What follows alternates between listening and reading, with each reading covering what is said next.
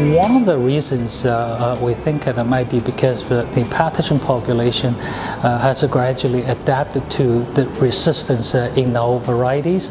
Another possible reason is that the increased intensity of canola production, and we don't have as a long rotation as we used to. I think those are probably the reason associated with the increase of a disease in recent years.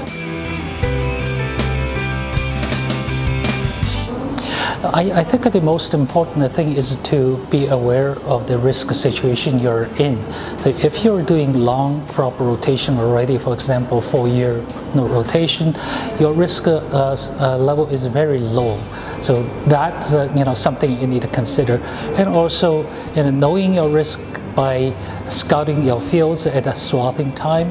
If you have a fairly low level infection, and it means your variety may be standing still well, and your disease level is low.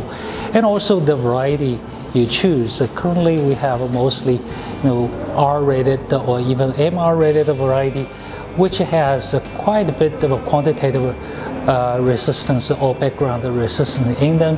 And in a lot of cases, if you don't have other risk factors associated with it, and that those varieties help to alleviate the risk of a blackleg.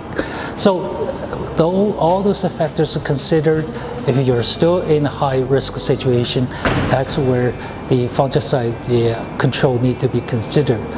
In doing that, the key is to protect your cotyledons to reduce early infection, so apply early. And relatively, we're looking at the seed treatment as another strategy that might be more cost effective.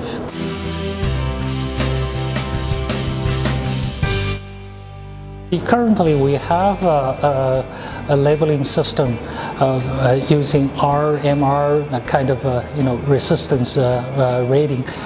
It's a good system.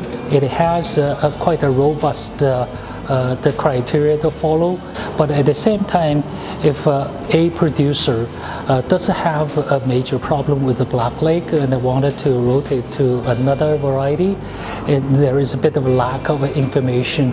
With this new labeling system, resistance grouping will have another layer of information to be added on based on the resistance gene in the variety, and they basically reflected the function of the resistance.